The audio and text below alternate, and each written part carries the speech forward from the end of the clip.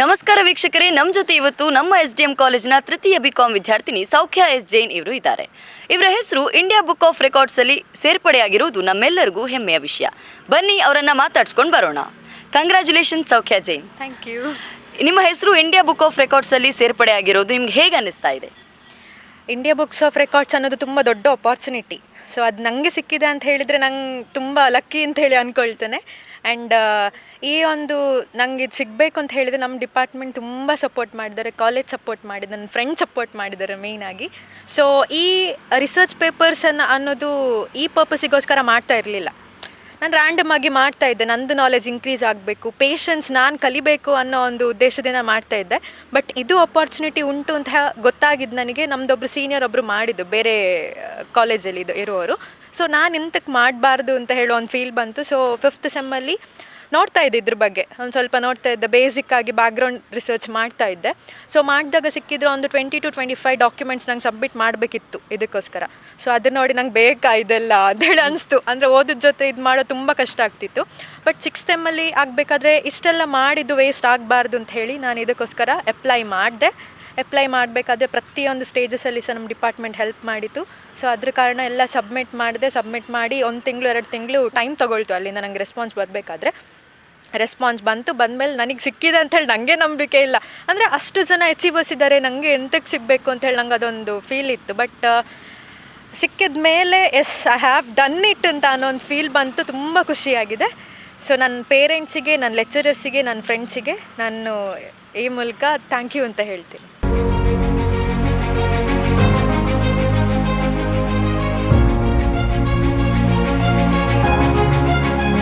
ನೀವು ನ್ಯಾಷನಲ್ ಮತ್ತು ಇಂಟರ್ನ್ಯಾಷನಲ್ ಕಾನ್ಫರೆನ್ಸಸಲ್ಲಿ ಯಾವುದೆಲ್ಲ ಟಾಪಿಕ್ಸ್ ಮೇಲೆ ಪ್ರೆಸೆಂಟೇಷನನ್ನು ಮಾಡಿದ್ದೀರಾ? ರಿಸರ್ಚ್ ಅಂತ ಮಾಡಬೇಕಾದ್ರೆ ಟಾಪಿಕ್ ಮೇಯ್ನ್ ಆಗ್ತದೆ. ಯಾವ ಟಾಪಿಕ್ ಮೇಲೆ ಮಾಡ್ತೇವೆ ಅನ್ನೋದು ಕಂಪ್ಲೀಟ್ ರಿಸರ್ಚ್ ನಿಂತಿರ್ತದೆ. ಸೊ ರಿಸರ್ಚಲ್ಲಿ ನಮ್ಮದು ಟಾಪಿಕ್ಸ್ ಮೇಯ್ನಾಗಿ ಮಾಡಿರುವಂಥದ್ದು ರೂರಲ್ ಡೆವಲಪ್ಮೆಂಟ್ ಬಗ್ಗೆ. ನಮ್ಮದು ಆಲ್ಮೋಸ್ಟ್ ಇದದು ಎಕನಾಮಿಕ್ಸ್ ರಿಲೇಟೆಡ್, ನಮ್ಮದು ಸ್ಟ್ರೀಮಿಗೆ ರಿಲೇಟೆಡ್ ಕಮ್ಮಿ ಪೇಪರ್ಸ್ ಮಾಡಿದ್ದು.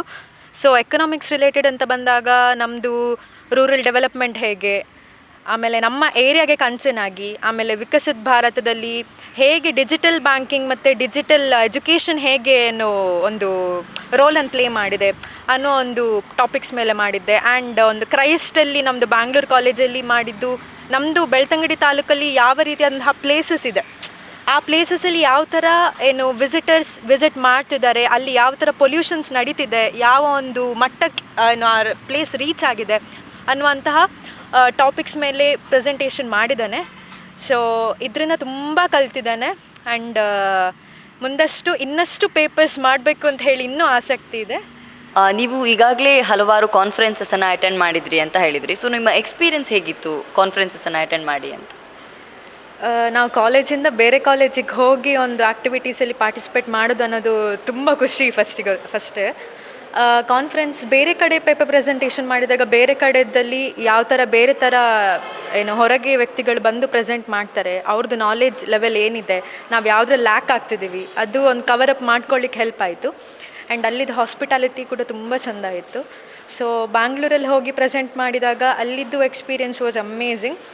ಒಂದು ಕ್ಲಾಸ್ ರೂಮ್ಸ್ ಆಗಲಿ, ಆಮೇಲೆ ಹೊರಗೆ ವಿದೇಶದಿಂದ ಬಂದು ಪೇಪರ್ ಪ್ರೆಸೆಂಟೇಷನ್ ಮಾಡಿದ್ದು ಒಂದು ಕಂಪ್ಲೀಟ್ ಫ್ಯಾಮಿಲಿ ಒಂದು ಸೆಟ್ ಬಂದಿದ್ದರು. ಪ್ರೊಫೆಸರ್, ಅಸಿಸ್ಟೆಂಟ್ ಪ್ರೊಫೆಸರ್, ಆ ಒಂದು ಸೆಟ್ ಅವ್ರದ್ದು ಫ್ಯಾಮಿಲಿ ಬಂದು ಪ್ರೆಸೆಂಟ್ ಮಾಡಿತ್ತು. ಅದು ತುಂಬ ಖುಷಿ ಆಯಿತು. ಆಮೇಲೆ ನಂದು ಅಂತ ಟರ್ನ್ ಬಂದಾಗ ನನಗೊಂದು ಸ್ವಲ್ಪ ಫಸ್ಟ್ ಟೈಮ್ ಒಂದು ಭಯ ಆಗ್ಲಿಕ್ಕೆ ಶುರುವಾಯಿತು. ಅಷ್ಟು ದೊಡ್ಡ ಕಾಲೇಜಲ್ಲಿ ಮಾಡಬೇಕು. ಇನ್ನೊಂದು ಖುಷಿ ಅಂತ ಹೇಳಿದರೆ ಅಲ್ಲಿ ಹೋಗಿ ಪ್ರೆಸೆಂಟ್ ಮಾಡಬೇಕಾದ್ರೆ ನನ್ನ ಪಪ್ಪ ನನ್ನ ಜೊತೆ ಬಂದಿದ್ರು. He was seeing me. ಅದೊಂದು ತುಂಬ ಖುಷಿ ಇತ್ತು. ಅಂದರೆ ನನ್ನ ಮಗಳು ಮಾಡ್ತಿದ್ದಾಳೆ, ಆ ಒಂದು ಅವ್ರಿಗೆ ಫೀಲ್ ಒಳ್ಳೆ ಇತ್ತು. ಆಮೇಲೆ ಅಲ್ಲಿ ಹೋಗಿ ಮಾಡಬೇಕಾದ್ರೆ ತುಂಬ ಚಾಲೆಂಜಸ್ ಬಂತು, ಎಕ್ಸಾಮ್ಸ್ ಬಂತು, ಮಿಡ್ಲಲ್ಲಿ ಸೆಮ್ ಎಕ್ಸಾಮ್ಸ್ ಬಂತು. ಸೊ ಆ ಟೈಮಲ್ಲಿ ಪ್ರಿಪೇರ್ ಆಗಿ ಆಮೇಲೆ ಹೋಗಿ ಪ್ರೆಸೆಂಟ್ ಮಾಡಿದ್ದು. ಸೊ ಎಲ್ಲ ಕಡೆ ಹೋಗಿ ಪ್ರೆಸೆಂಟೇಷನ್ ಮಾಡಿದ್ದು ತುಂಬ ಖುಷಿ ಇದೆ. ಆ್ಯಂಡ್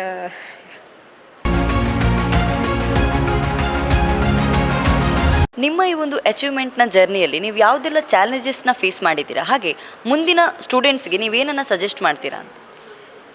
ಚಾಲೆಂಜಸ್ ಅಂತ ಫಸ್ಟಿಗೆ ಬಂದಾಗ ವಿದ್ಯಾರ್ಥಿ ಜನದಲ್ಲಿ ಈ ಒಂದು ಫೀಲ್ಡಿಗೆ ಬಂದು ಇದರ ಜೊತೆ ಅಕಾಡೆಮಿಕ್ಸ್ ಜೊತೆ ಇದನ್ನು ಮಾಡೋದು ತುಂಬ ಕಷ್ಟ ಆಗ್ತಿತ್ತು. ಫಸ್ಟಿಗೆ ಇನಿಷಿಯಲಿ ತುಂಬ ಮಿಸ್ಟೇಕ್ ಮಾಡ್ತಿದ್ದೆ. ಆ ಒಂದು ಸ್ಟ್ರಕ್ಚರ್, ಆ ಪೇಪರ್ ಸ್ಟ್ರಕ್ಚರ್ ಬರಬೇಕು ಅಂತ ಹೇಳಿ.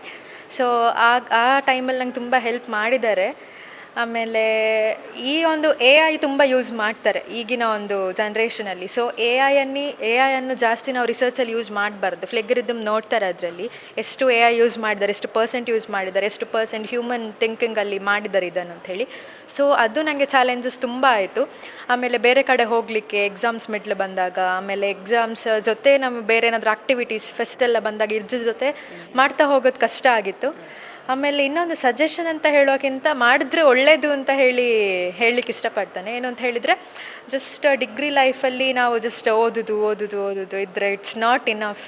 ಓದೋದು ಬೇಕು, it's a part, but it's not everything. ಅಂದರೆ ಜಸ್ಟ್ ಎಕ್ಸಾಮ್ ಬರೆದು ಒಂದು ತಿಂಗಳಾದಮೇಲೆ CGPA ನೋಡೋದು ಬುಕ್ ಇದರಲ್ಲಿ ನೆಟ್ಟಲ್ಲಿ, ಅದು ಮಾತ್ರ ಡಿಗ್ರಿ ಲೈಫಲ್ಲ.